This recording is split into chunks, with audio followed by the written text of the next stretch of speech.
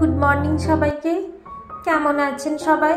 আশা করব যে যেখান থেকে আজকের আমার এই ব্লগটা দেখছেন সবাই ভালো আছেন, সুস্থ আছেন এবং স্বাভাবিক আছেন। আমরাও ঠাকুরের আশীর্বাদে সবাই বেশ ভালো আছি।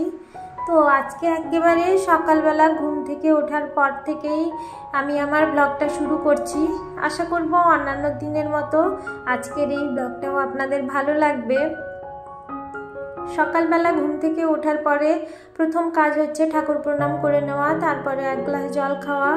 সকালবেলা কিন্তু খালি পেটে যদি এক গ্লাস জল খাওয়া যায় তাহলে কিন্তু অনেকটাই উপকার হয়। অনেকে আবার একেবারে সকালবেলা খালি পেটে জল খেতে পারেন না। আমিও এটা আগে একেবারেই খেতে পারতাম না, কিন্তু এটা অভ্যেস করলে কিন্তু খুবই ভালো হয়।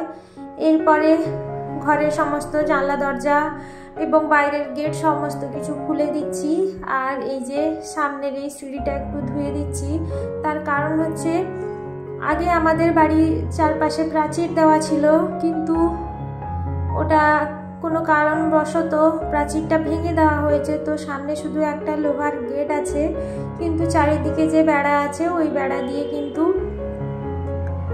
কুকুর বিড়াল সব ঢুকে আসে। তো কখন কুকুর বিড়াল এসে ঘুমিয়েছে, তো সেই জন্য সকালবেলা করে বাড়ির সামনেটা ধুয়ে দিলে কিন্তু বেশ ভালো হয়। কারণ এখন হাঁটাহাঁটি করা হবে, তো ওই পা নিয়ে ঘরের মধ্যে আসবে সবাই। তো সেই জন্য সকালবেলা উঠে প্রথমে হচ্ছে গেটটা খুলে দিয়ে সামনের ওই সিঁড়িটা ধুয়ে দেওয়া।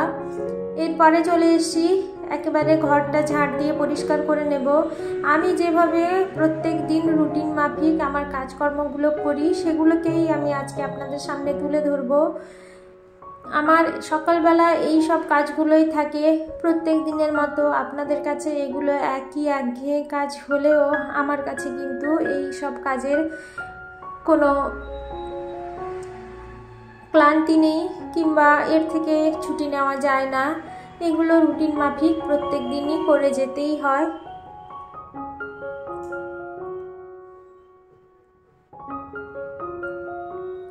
গোটা ঘরটা ঝাড় দিয়ে আসতে আমার মনে হয় সকালবেলা আধ ঘন্টা মতো টাইম লেগে যায়।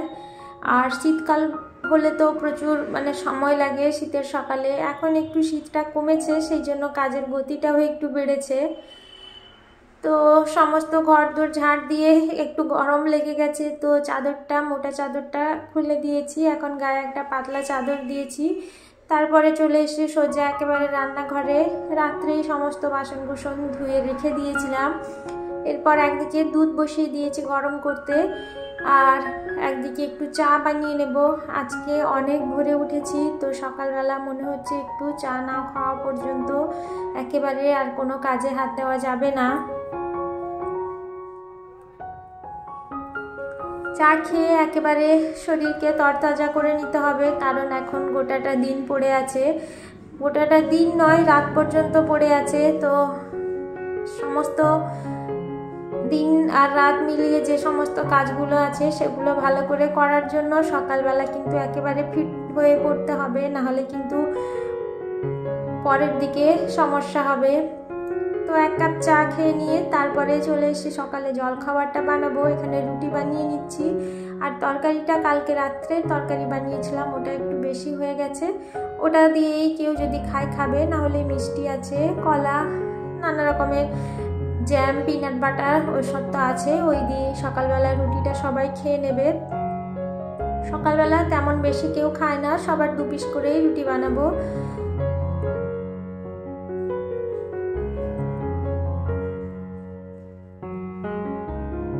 আর শীতের দিনে দেখবেন রুটি আর গরম গরম রুটির সাথে যদি একটু খেজুরের গুড় হয় তাহলে তো আর কোনো কথাই নেই।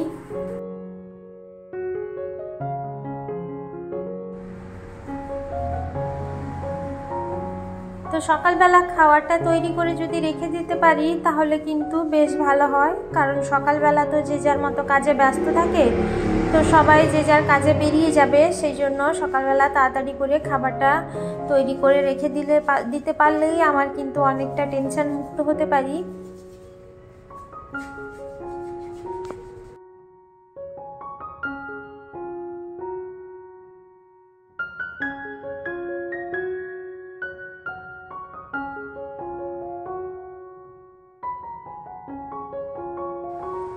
রুটিটা শাঁকা হয়ে গেছে, এবার এগুলোকে ক্যাসরোলের মধ্যে রেখে দেব।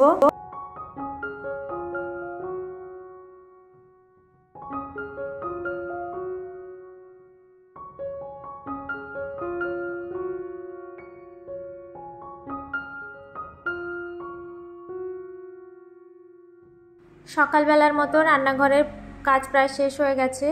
এবার রান্নাঘরটা একটু ভালো করে মুছে নিয়ে সমস্ত কিছু পরিষ্কার করে রেখে যাব, কারণ দুপুরবেলা যখন রান্না করতে আসব তখন যদি দেখি যে সমস্ত কিছু নোংরা হয়ে পড়ে আছে তাহলে কিন্তু বেশ খারাপ লাগবে। সেই জন্য যখনকার কাজ তখনই সেরে ফেলা একেবারেই ভালো। নাহলে কাজ যদি ফেলে রাখা যায় তাহলে কিন্তু সেই কাজ করতে যেমন কষ্ট হয়, সেরকম একটা কাজের প্রতি একটা আলসেমি ভাব চলে আসে। তখন কিন্তু সেই কাজ যতই করো না কেন সেটা ভালো হয় না।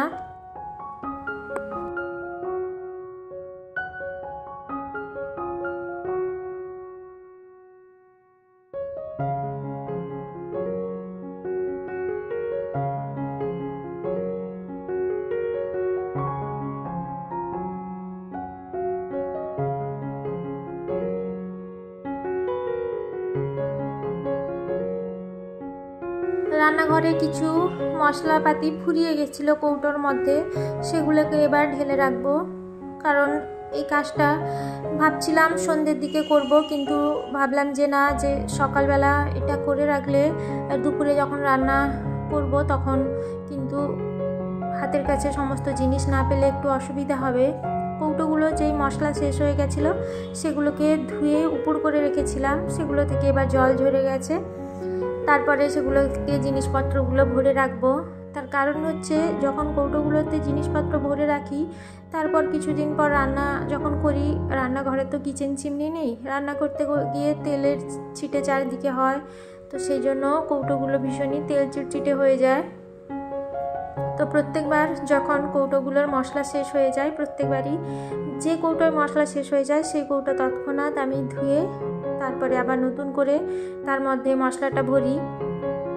তাহলে ওই তেল চিটচিটে ভাবটা হাতে লাগলে কিন্তু বেশ খারাপ লাগে রান্নার সময়। ওই সমস্যা থেকে তাহলে কিছুটা হলেও মুক্তি পাওয়া যায়। রান্নাঘরের এই সব টুকিটাকি কাজকর্মগুলো সারাদিনই চলতে থাকে। আর এই রান্নাঘরটা আমার কাছে এমন একটা জায়গা, এখানে এলেই আমার যেন মনে হয় যে বাড়ির সমস্ত জায়গা থেকে এই জায়গাটা আমার কাছে ভীষণ প্রিয়। কারণ এখানে আমি নিজের মতো করে আমার সমস্ত জিনিসপত্রগুলো সাজিয়ে রেখেছি। আর যেহেতু ঘরের বেশিরভাগ টাইমটাই আমি এখানেই কাটাই, এই জায়গাটা যেন আমার কাছে খুবই মানে পরিচিত একটা জায়গা আর খুবই শান্তির একটা জায়গা। যাই হোক, মশলাগুলো ঢোকানো আমার হয়ে গেছে কৌটোর মধ্যে। এবার রান্নাঘরটা একটু মুছে নেব। তাহলে বন্ধুরা, আমার ভিডিওটা আপনাদের কেমন লাগছে অবশ্যই আমাকে কমেন্ট করে জানাবেন। আর আমার ব্লগ যদি আপনাদের কোথাও একটু ভালো লেগে গিয়ে থাকে তাহলে প্লিজ একটা লাইক, কমেন্ট, শেয়ার এবং সাবস্ক্রাইব করে আমার পাশে থাকবেন। কারণ আপনাদের ভালোবাসা ছাড়া আমি কিন্তু এক পাও এগোতে পারবো না। আপনারা এইভাবেই আমার সাথে থাকুন, পাশে থাকুন, আমাকে এইভাবেই সাপোর্ট করে যান। আর যারা যারা এখনও পর্যন্ত আমার চ্যানেলটিকে অলরেডি সাবস্ক্রাইব করেই ফেলেছেন তাদের প্রত্যেককেই আমি জানাবো অসংখ্য অসংখ্য ধন্যবাদ। কারণ আপনাদেরকে যদি আমি বারে বারে ধন্যবাদটা না জানাই তাহলে কিন্তু আমার নিজেকে খুব ছোট বলে মনে হবে। কারণ আপনারা আমার মনের জোর বাড়িয়েছেন, আমি এত দূর এগিয়ে আসতে পেরেছি শুধুমাত্র আপনাদের জন্যই। সকালবেলা কাজকর্ম শেষ করে স্নান টান করে চলে এসেছি। এবার একটু বিছানাটা গুছিয়ে নেব। ছেলে অনেকক্ষণ থেকে উঠে পড়েছে, বিছানাটা একটু গুছিয়ে নিয়ে তারপরে আর বাদবাকি কাজকর্মগুলো সারবো।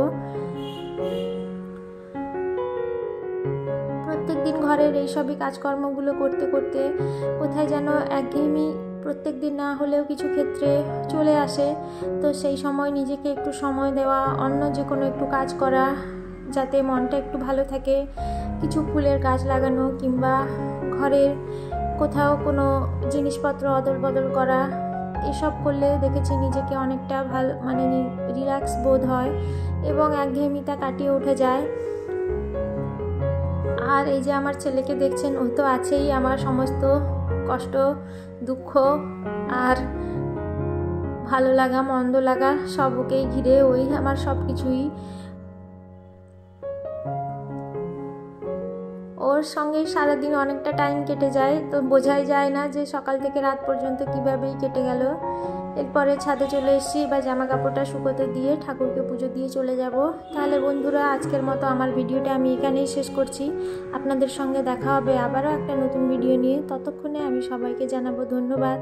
সবাই ততক্ষণে ভালো থাকবেন, সুস্থ থাকবেন, সাবধানে থাকবেন।